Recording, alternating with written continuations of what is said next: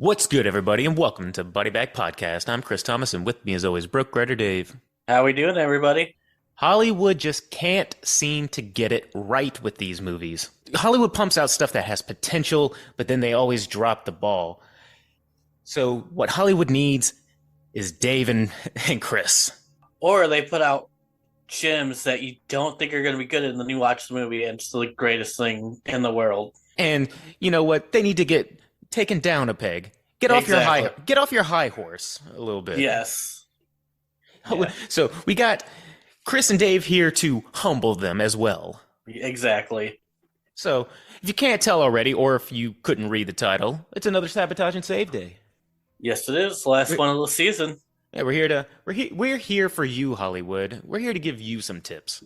Exactly. You know, you guys have been using a lot of the same generic formula. You need some fresh eyes. Yeah, fresh eyes, fresh ideas. So, what do we have today? We have Cabin in the Woods.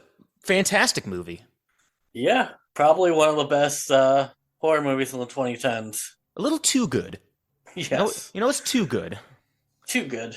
Too good. Everybody says it's a classic, and everybody when they're talking about modern horror, you always hear them. Somehow, the conversation usually comes to Cabin in the Woods at some point. Yes. So we have Dave here to tell us. You know what? In an alternate universe, this movie wasn't so great.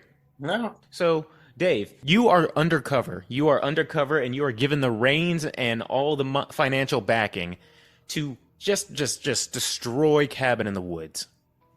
All right. So, What are you doing? What's what your am I doing? diabolical plan?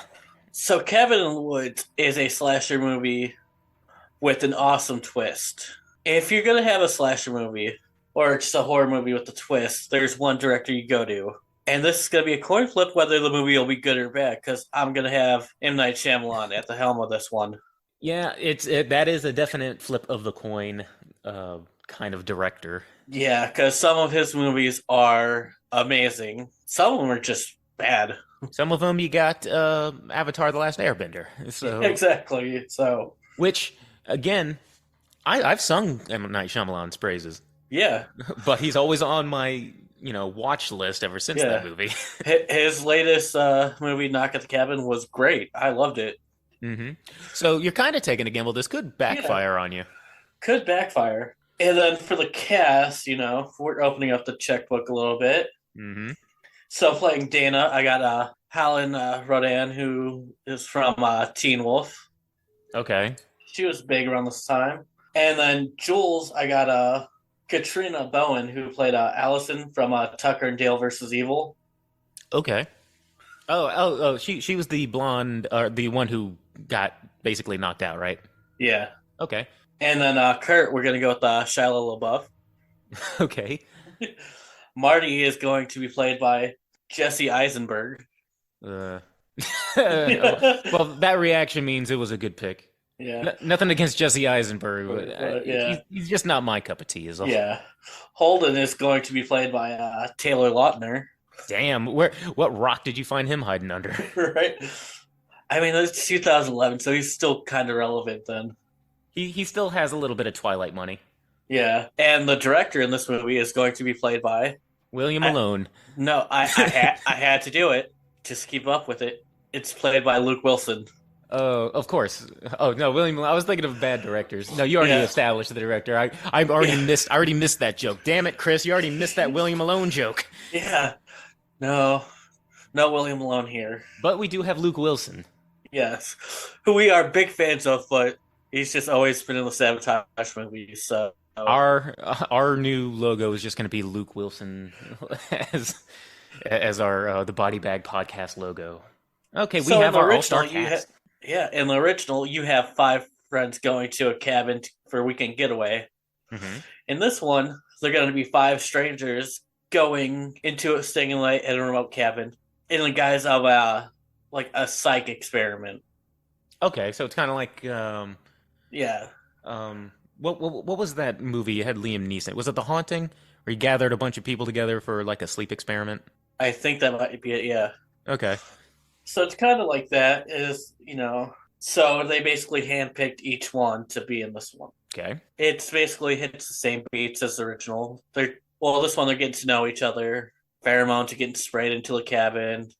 Are you keeping the same uh the workers, the one who works in the not the factory but the organization? Yeah, you see the organization down low and everything, doing everything, and they blow open the door to the basement and they go down, unleash the zombie hillbillies again. Sawyer family. Sawyer family. Or the Buckners. Or... Yeah. So basically, all the same things, and they're getting picked off one by one except for Marty and Dana survive, and they make it down.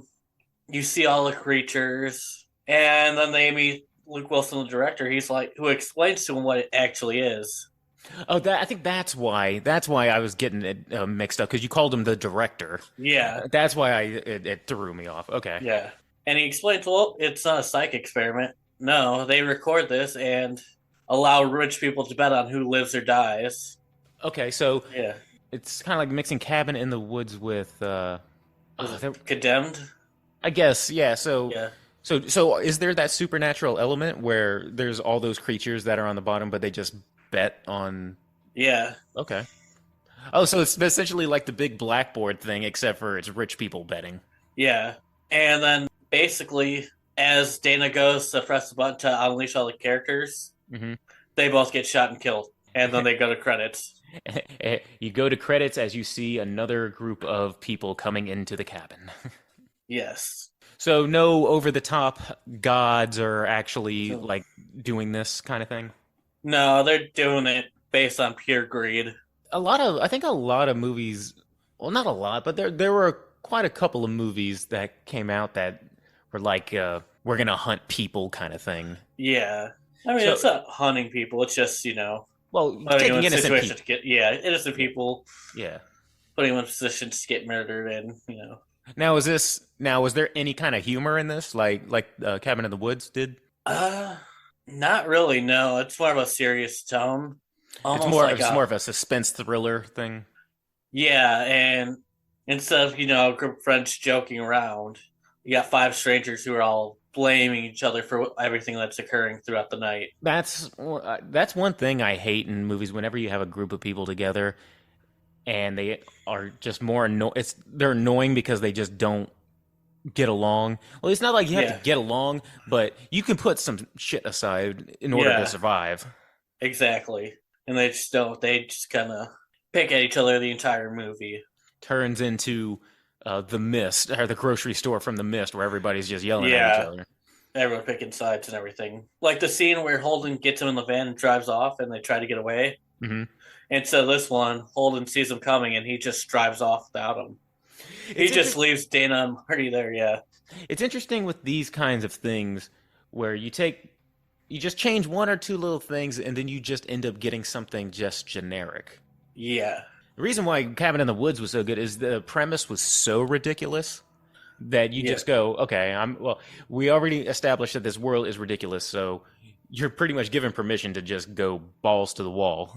And they just lean into it. And it's also like, it has this very generic title, so it's like, if you didn't see any of the previews or anything like that, you just think you're getting a campy slasher until, in the beginning they show the agency, but it's weird, Yeah, like the title Cabin in the Woods, if it wasn't done correctly, it sounds like a movie that would just be in a bargain bin, like DVD thing at Walmart. Straight to DVD, sold for like $2 at Walmart, yeah. It sounds like it would be Asylum's version of Evil Dead, Cabin in the Woods. Or like a straight to Sci-Fi Channel movie.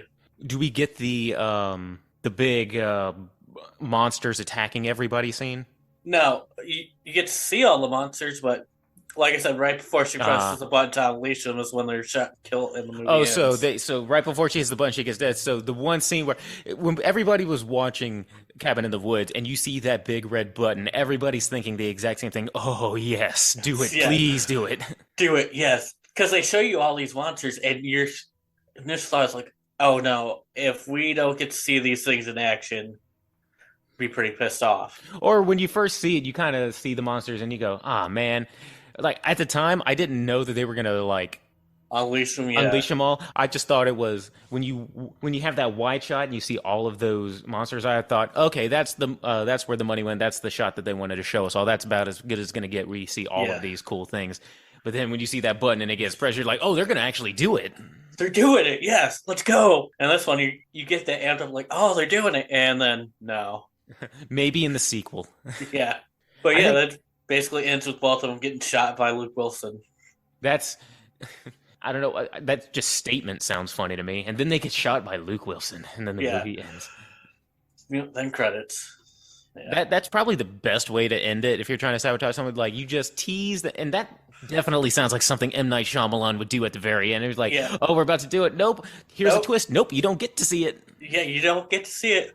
We showed you them all. You got to see them, but they're not going to cost heavy. Yeah. Use your imagination. Yeah. Oh my goodness. Yeah, that would have just been a kick in the balls. Yeah. And it would have been money that I would have paid it. Like if I saw it, well, even if I went to go see it, I would leave going. I probably wouldn't. Well, no, I would be pissed at that ending. But if they didn't tease that ending and it just ended with them dying or something like that, I would have left going. Yeah, I mean, it was nothing special. It was just like a whatever movie. But the fact that you teased that, I was like, you know what? Fuck you. That way everyone's leaving the theater pissed off. Like, are you really? What the fuck did I just pay for?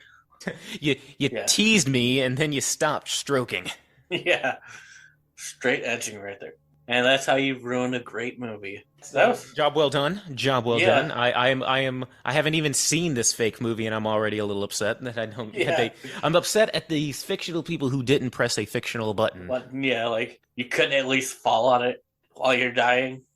Yeah, I don't know what would have been more upset if that happened, or if they got shot and then they hit the button on the way down, and then right before we see the monsters, then it goes to black. Oh, I'd be so mad. Either way, yeah, it's just an ending that's made to piss people off. Job accomplished. How about a movie that actually had some real potential? All right, yeah. We've talked about this. Actually, I think Wishmaster is one of our more watched. It's funny. Our Wikipedia summary walkthroughs are movies that tend to kind of irritate us, tend to get the most views. Yeah. We actually like Wishmaster. Well, the character. We like the character. Yeah, the guy who played Wishmaster did a really good job. Just the rest of the movie was kind of shit. But yes, there's no denying that Wishmaster did drop the ball on a number of things. But and it just gets worse in the sequels, because I actually went back and watched 2, 3, and I think 4. If only I was there. All right, so let's start from the very beginning of how I would save this mess. Director William Malone. No, time's already passed. Already made a joke. Bernard Rose, Candyman. All right. I like the idea of he's very good with tension, Bernard Rose, and very good with visuals too. Andrew Duvall stays as the Djinn. That is one thing that is not changing. Andrew Duvall stays as the Candyman, or as the Wishmaster. Yes. And he is also the friend Josh, the one who. And I will get into that in a moment. Yeah. And I think the only person I would replace is the leading actress. She was not good. Nothing against her. Her name is Tammy Lauren. Nothing against you, but I just think that you were miscast. And you weren't really given too much direction, because a lot of that movie was just showing her screaming or just showing her close-up of her face like an angst. Yeah. But I had somebody in mind before I even started writing these notes of who I wanted to replace her, Courtney Cox. All right. I'm keeping it in the Wes Craven family since this was a Wes Craven production. Yes. And if I'm not mistaken, Scream came out the year prior. This was 1997, I want to say. Was it 97? I want to say so. You might want to fact check me on that. Yeah. Yeah, it is 97. Yeah. I just checked it. But I remember during our review, I was like, it came out in 97, but it looked like an 80s movie. So Courtney Cox would have been getting a lot of hype from Scream. And Friends. So. And Friends, yes. So, plus I just like Courtney Cox anyway. Yeah. So, now for the movie itself. I'm just going to start listing some things that kind of pissed me off that I would either get rid of or change. Okay. Now, in the movie, we were basically told that there is this world full of jinns and genies and stuff like that, where once this woman makes her third wish, it would bring all of those jinns into our reality. Let us see them. Let's see this like world full of jinns, or just a glimpse, Yeah. or have him maybe interacting with another jinn. Show us that there are these other jinn creatures out there. You know what I mean? Yeah. I kind of wanted to see a little bit more. See, are they all? Do they all look the same? Are they all different? Are they all as powerful? You know what I mean? I just kind of wanted to get a glimpse of exactly how terrifying it would be if all of these creatures came into our world. Because all we have is because if this one played by Andrew Duvall is anything, that means it would just be complete hell. Next, I would have to say, so one of the comments I said in our review was that I think it would have been way more twisted if her friend Josh, poor Josh, the friend, but not with benefits, Josh, Yeah. who dies, that it would have been a lot twisted if the djinn had taken his face and was going around doing things. So when she's interacting with the djinn, she's interacting basically with her best friend, which is why I said he would play both Josh and the djinn. So he's walking around with basically his face. I think that would just make for a little bit more of a twisted kind of like, wow, that's fucked up. Yeah. He killed her friend, and he's now walking around in his body. They kind of do that in the third one. I have to rewatch. Is the third one Gateway to Hell? I think so. I need to rewatch that one. I only remember bits and pieces of it. Yeah. But I think it was either like the third or fourth one they did that. Is like he was like the best friend character. Mm. Well, they eventually got it right then. Yeah, it was the Wishmaster without Andrew Duvall, though. Mm. It was some guy with like a goatee, if I'm not mistaken. Yeah. All right, so we're there so far. Now, one of the biggest problems I had with this is this whole psychic link that she has with the djinn. Because one of the biggest issues I have is that, all right, the djinn goes to her college campus, goes to her work, goes to the police station, goes to her associate's home and place of business, all in an attempt to find her. When he supposedly has this psychic link with her. Like half this movie is spent him trying to find her, but there's if he literally didn't go anywhere and was just sitting there waiting for her, he wouldn't have had to go anywhere. That never made sense to me. Like he went all around town trying to find her, and he has a psychic link with her. So that sure. It was just to give him ample time to cause chaos. Yeah, I get that. Yeah. But he's making it out to seem like he's trying to find her. I would have much rather him like not trying to find her and he's just trying to cause chaos. Yeah. So later on in the movie, if you recall, she's talking to this woman who's like an expert on the djinn and everything, and then it turns out it's the djinn in disguise. Yeah, I remember that. So he can turn himself into other people. Why not play around with that some more? If he can take the face of anybody he wants after he's like dealt with them, make the movie so that like even we don't know who the djinn is. Like, the djinn could be anybody walking around. He could be anybody at any time. Yeah. Like, have him turn into her sister or anything. You know what I mean? Trick her. Like, he only does it the one time, and he disguises himself as a older woman, and then he, like, never does it again. He's just walking around as Andrew Duvall. I think there's a little bit of missed opportunity right there. Yeah, that would be a lot cooler if, he's just using that to get to her some more. Yeah. So, now, one of the things that we did like, if you remember, like at the beginning and in the end, where there's those two parties going on, and then it just is complete chaos, right? Yeah. Now, full disclosure, or just a little bit of facts here. This movie had a budget of about $5 million. Pretty low if you compare it to something that came out the same year. I Know What You Did Last Summer, which had about a $15 million budget, $15 to $17 million budget. So I'm not entirely sure how they would do this, but I would have liked to have seen that mayhem on a grander scale. Like, not just somebody's house party. I mean, you don't necessarily have to do it like the entire world is like this, but maybe like the local area. Yeah. Like the neighborhood is going to shit. Yeah. Because we only see it in this like one mansion party, and in the beginning we see it in this one like ancient, was it Mesopotamia or Egyptian or whatever party? Yeah. Like, some pharaoh's part. Yeah. Yeah. So show us all of this mayhem on a grander scale. Show us the world is literally going to go to hell if this is not stopped. Yeah. Have her run outside and run a corner, and then stuff is going on at other people's houses, and statues are coming to life, and cars are exploding. You know what I mean? Just crazy. I don't know how you would do it on a grander scale like that with like a low budget of $5 million, but I'm sure they could have done something. Yeah. If anything, you don't even have to show that. Like, show show like the news or something like that, and a reporter's like, and we're here at the scene where something like shit's happening. Yeah. You wouldn't even have to do it for that long, but just show that it's happening everywhere. Bigger spectacle. Now, Dave, I didn't like it, but I know you really had an issue with the ending. The her big wish that wishes it all away. Yeah. We can agree that was dumb. Yeah. That was pretty dumb, because even you were saying like, that's still her third wish. Like, it doesn't matter what the wish was, she still made her third wish, which would mean the djinn would have to, the portal would open up. Yeah. I agree. So either change the third wish so it makes more sense, because the fact that the wish was, I wish that the construction worker wasn't drinking that day. I mean, like, okay, how about he was like high out of his mind on heroin or something instead? Yeah. Or he just got finished snorting a line of coke or something. Exactly. Like you could have. He's the djinn is a master of wordplay. That could have easily been. Or if you wanted to have a more tragic or twisted ending, you could have had Alex let her sister die as a sacrifice for the good of mankind. Then you could have set it up for a sequel, or either have her sister die or have her sister get taken away by the djinn. Yeah.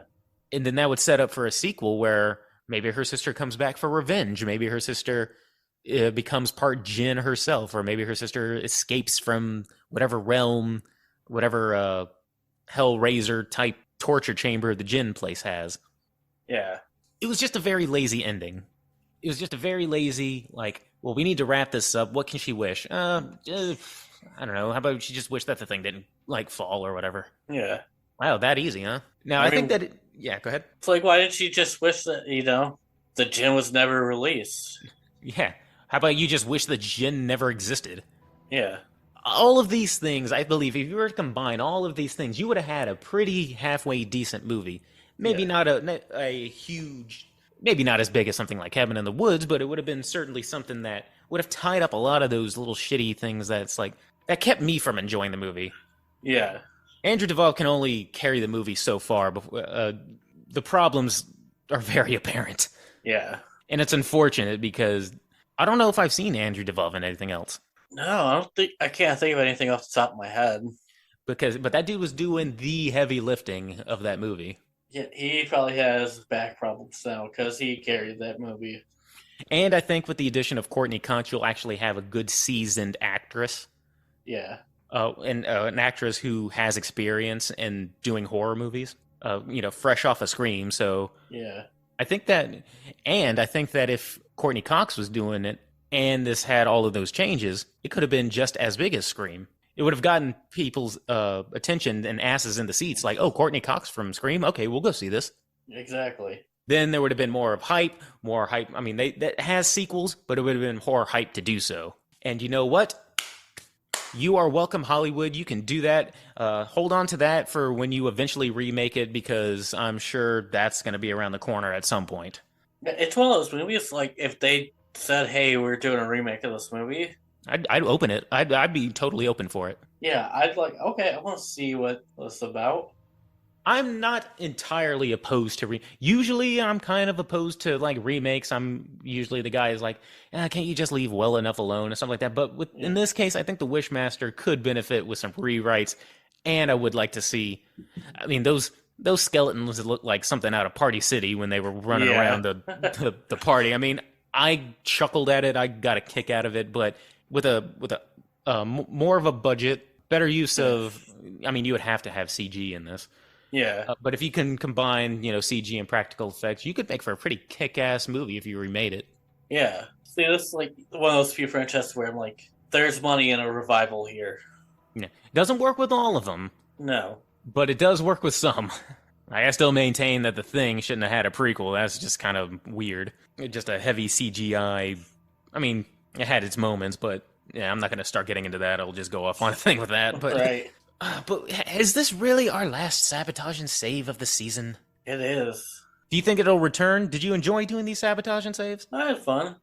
I think it'll return in the future. I don't think we'll necessarily do it in the next season, but I think that we could flesh this out a little bit more and make it a recurring segment, maybe once a season. Yeah. Because I do enjoy kind of putting out ideas and hearing ideas. Like, you know what? Well, it's harder to like sabotage something, I think, because if you're trying to sabotage something, you try to do a little bit of nuance. Otherwise, you're Yeah. just pitching a completely different movie. Exactly. Oh, but my goodness, this is fun. We'll check to see what the views are, see if people have been digging this. If so, you know what? Maybe we'll do a couple more next season. We'll just see how popular it is. But in the meantime, I mean, it's been a fun little experiment. Yeah, this is good to see how this does for the season. Yeah, I just like throwing things against the wall and see if anything sticks. see if anything sticks or if people say, get rid of that shit." Yeah. So feel free to let us know if you guys like this or not. Yeah, and if you want us to save or sabotage something else, we will do our damnedest. Yeah. Always open to suggestions. And in the meantime, what is it that all of content creators say? Like, subscribe, all that Yeah. jazz. Yeah, I mean, if you listen to Apple Music, give us a rating and make sure to leave a review. Does good for the algorithm. Yeah, especially you, Shutter. You don't think I haven't forgotten about you, Shutter? Yeah, we're still pitching. Still wait. I'm still waiting for you. I'm like a wife whose husband has been sent off to war. I'm still here waiting for you. Yes. Do the right thing, Shutter. We sing your Sponsor us praises for next season. Yeah. We sing your praises all the time. Don't make us go to some other streaming service. Yeah. That we don't want that, and you don't want that either. Yeah. You don't want that sweet body bag follower content. Yeah. Going over to Screamcast or something like that.